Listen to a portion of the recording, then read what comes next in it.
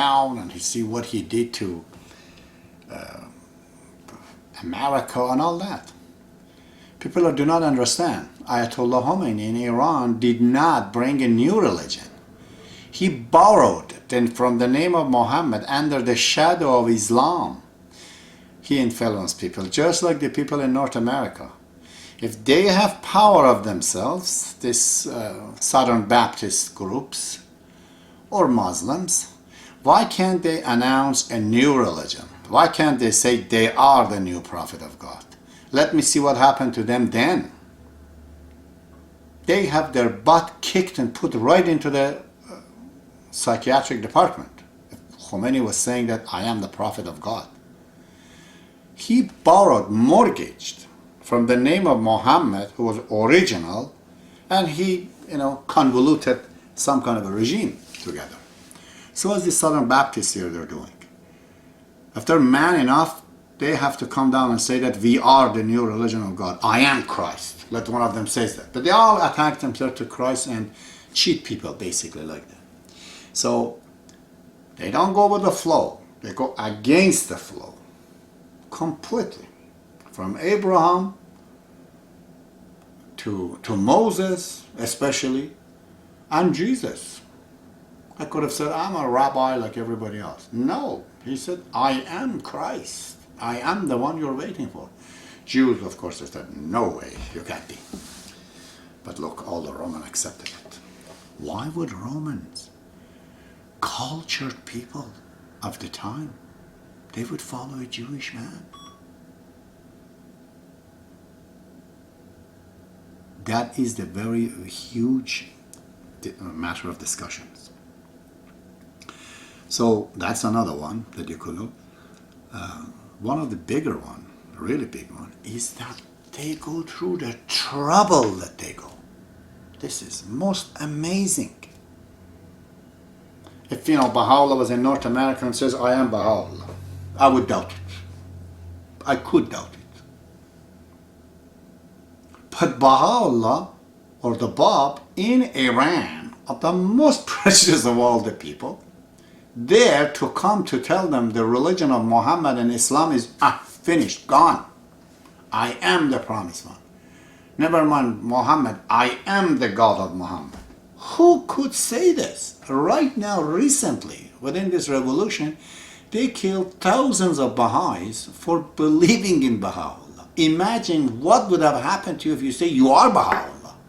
Never mind now, some 200 years ago.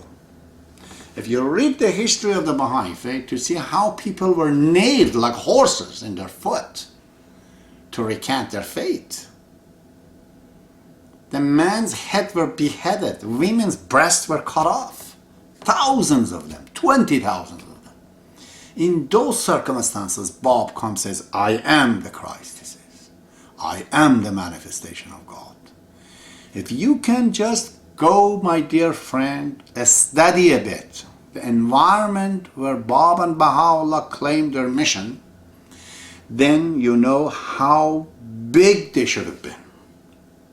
Just unfathomable to understand the power of Baha'u'llah that takes these people. For God's sake, the follower of the Bab were all mullahs and ayatollahs and religious groups, so many thousands of them, they died, old people, for a youth of 25 years old. Where is in the history of mankind people have any similarity to this? There isn't one. I have studied well. And I would say another one is that basically the religion. How could the mind of a person like Baha'u'llah come from Iran, born in those, autocracy systems, to come and introduce the democracy in religion? Where did he get this idea?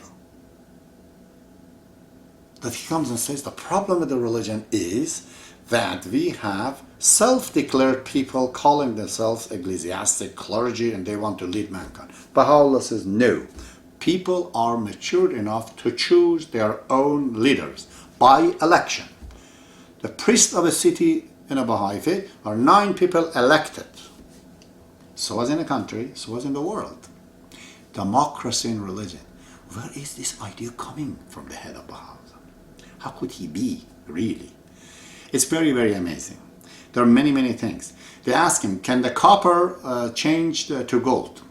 They're trying to mock Baha'u'llah. Baha'u'llah said, indeed, it can. All the elements, he said, they can come together. Unbelievable, as I explained before. Ernest Rutherford, through the beta decay, he found out that the neutron dissolves and adds new electron and new proton to the structures of the atom, thereby you get a new element. And he said that this before Rutherford. Where did Baha'u'llah learn chemistry? Where did he learn that? He couldn't speak English. We'll talk about that later on, what are the limits and the power of this alias and avatar of, God called prophets. So, this is just a few, people I mentioned. I could go on and speak if I was to speak about the prophets of God. So in the Baha'i faith, which is now in 1844, as the time was there, first comes the Bab, which is a 25 years old youth. And he's the coming of Jesus Christ. His religion is most amazing. I cannot even explain how he knew, God knows, that his own followers, they might produce problem for Baha'u'llah. How he very beautifully managed this. Only God can do it. That his religion, all this is to conclude that he killed and destroyed his own religion. So nobody can use it as an excuse to fight Baha'u'llah, as few did. But they all failed. And then Baha'u'llah comes. Of course, the government of Iran, they killed the Bab, but they were scared of Baha'u'llah. They couldn't kill him. They literally were afraid that if ever they execute Baha'u'llah or kill him, what's going to happen? The kingdom will die. So they said, just let's banish Baha'u'llah to Baghdad, to Iraq, and from there, even they were afraid. Everywhere he goes, people just like mosquitoes, I don't know, like they just would come around him. So the government of Turkey, which was the next Muslim government, they decided to send Baha'u'llah to Istanbul. And finally they sent him to Akka, which is part of the old Palestine. And all the prophecies of the Bible fulfilled. And Baha'u'llah was banished there all their life in the jail.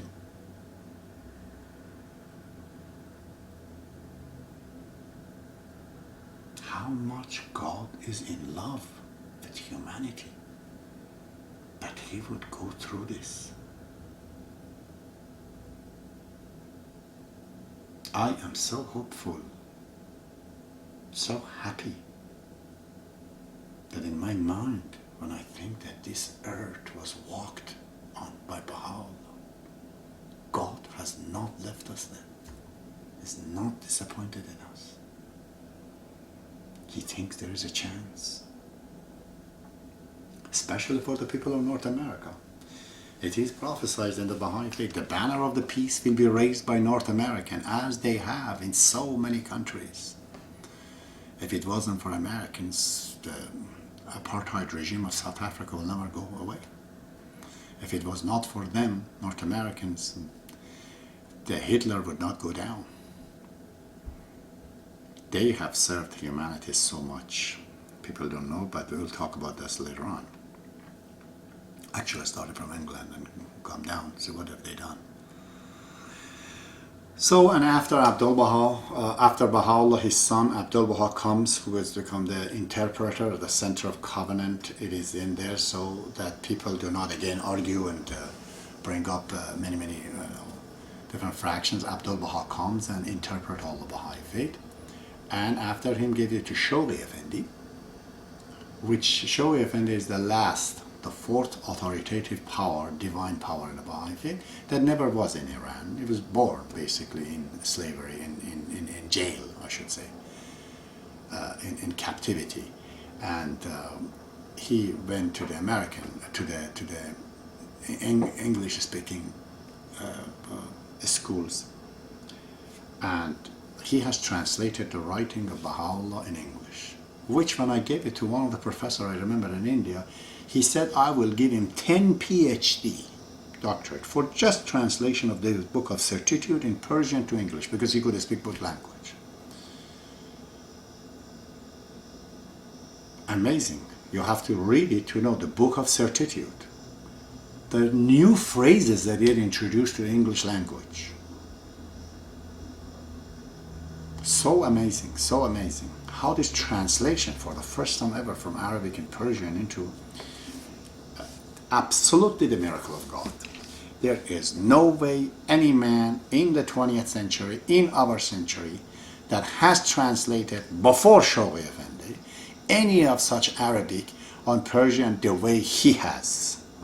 And I challenge you, all of you in there, go and see it. If you couldn't find it, believe them. Shoghi Effendi is the founder of the Baha'i faith, one of the founder, the last one, and he is divinely guided directly by God. He is the alias of God. He is the avatar. There's no other power can translate those.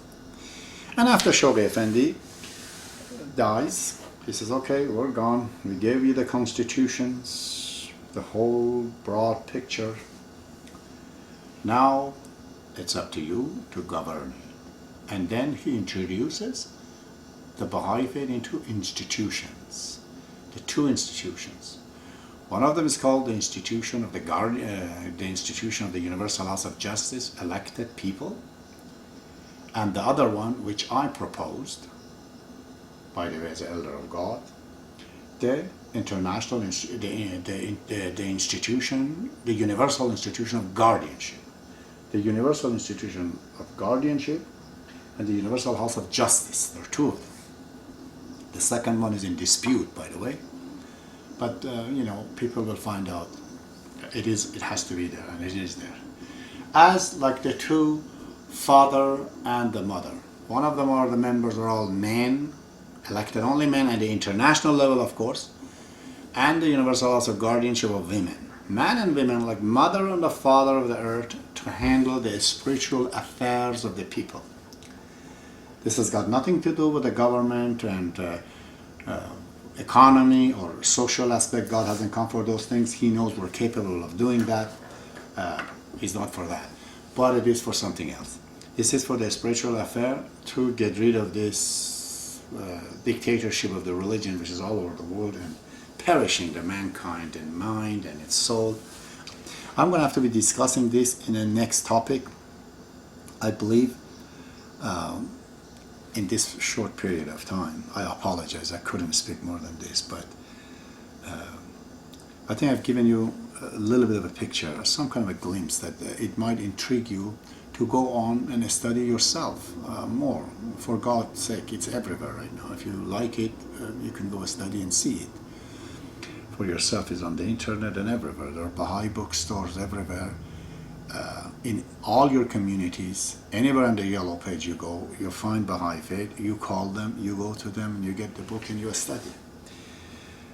To see what is this, that, my dear, friends such as Stephen Hawking is missing it, and he doesn't know this exists, where the philosophers are, the real philosophers. I'm just a poor, dismal one of them. I'm the midget little one.